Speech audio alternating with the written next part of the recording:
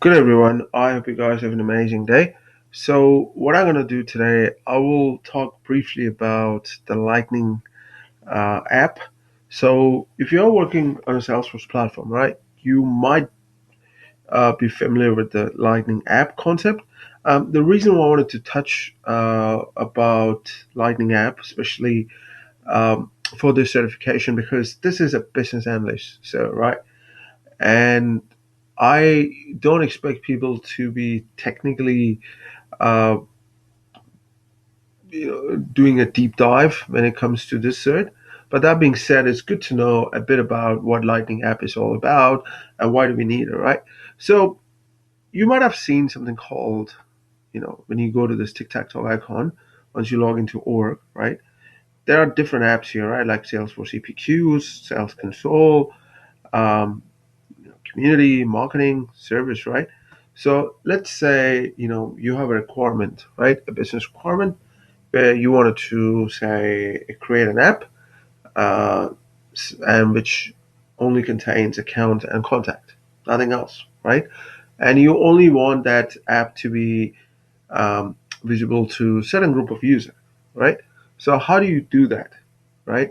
So that's pretty simple in Salesforce space. The first of all, I don't really want to get into the security aspect, but I presume you might have heard about the permission set, right? You can control the app access level using profile as well as a permission set. Let's say, for the sake of simplicity, let's say you're controlling an app using the visibility using a profile. So what that means is that let's say you got a sales profile, and there are a few people belonging to that profile will have access to that app, whereas the people who are not part of a sales profile will not have access to that app.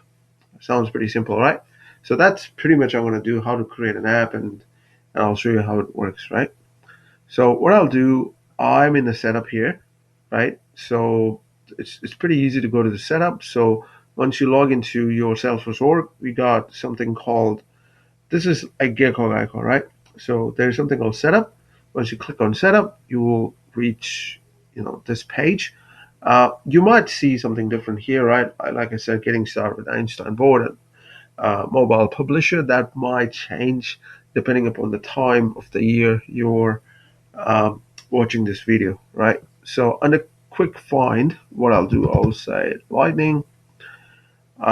So you got a lot of options here. So now I will choose this Lightning app builder. So I go here.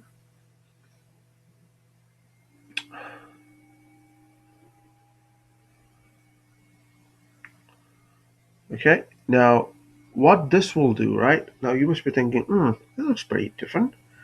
And what is that we're doing that looks very different? Um, so here, right, when you choose a Lightning app builder, so this is when you wanted to customize your page, right? Like you said, home page, product page.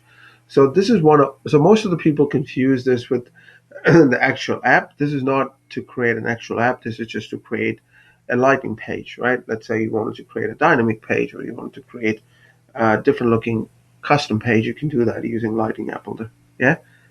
Okay. Now to go uh, um, to create app. So what I'll do, I'll just do app, and there's something called App Manager. So you go to the App Manager here, um, and there are two options here. One is the Lightning app and connected app. I'm not going to get into the connected app.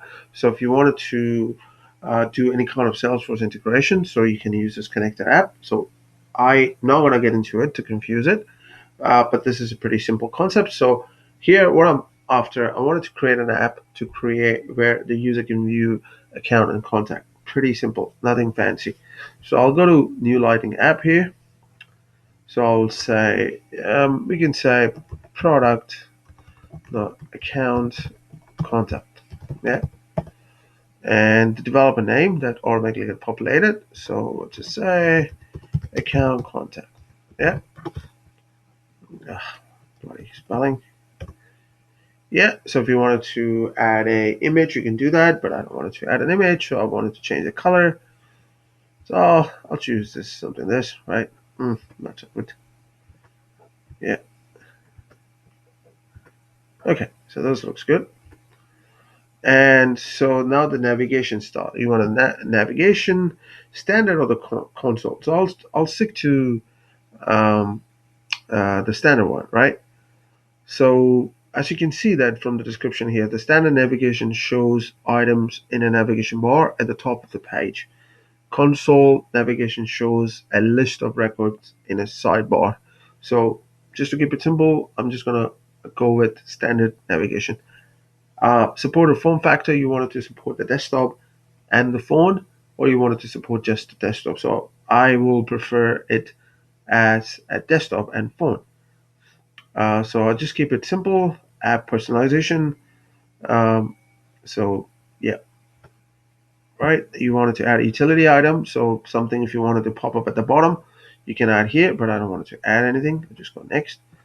Okay. So what I want here. So this is where you will actually add the components or the object which you wanted to see. So like I said, I wanted to create an app where I can see account and contact. Right. So I'll select account here. I'll put it here. Now this one has a nice option here. If you look at it, you don't really have to scroll down. You can just type it here if you want. You can see the contacts here, and I can do contacts. You can also arrange the order, but just keep it simple. Next, and which profile you want this app to be visible, like I said, right? Available profile. I mentioned about that before. You can pretty much add sysadmin, and then for other user, you can drive this using permission set, but just for the sake of simplicity, what I will say, hey, I want the sysadmin profile. Yeah, so I'll just type admin, sysadministrator. So because I'm a sysadmin, so obviously, okay, it's gonna do something. Okay, so it's thinking. So there you go. You got an account and contact app here. So now, how do I access it? Right? You must be thinking, I've created it, which is great, but I wanted to access it. That's very simple. So you go to here, and you can just go to the account contact. There you go. Your app is here. And you see the nice green color selected. And if I go here, I got access to two object accounts and contacts. But then again, it depends upon the profile, right? So if a person don't have access to edit or create or something, right, you will not able to do that. So I just showed you a very simple example without going much into details. So this is how you create a Lightning app in Salesforce. It's pretty simple. You don't have to write any piece of code. So if you're a business analyst, right, you can do a pretty quick, demo to explain your concept to your user. So that's how the Salesforce is very powerful. Most of the things you can do without writing piece of code, right?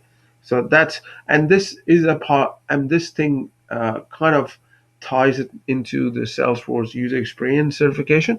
And I know that it makes sense, right? Because obviously we are talking more from a Salesforce perspective. Yes, we've studied different design concepts, which is great.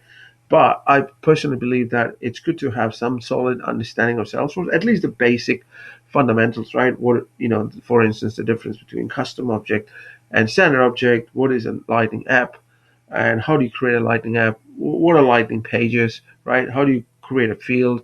What are page layouts? These kind of things, right?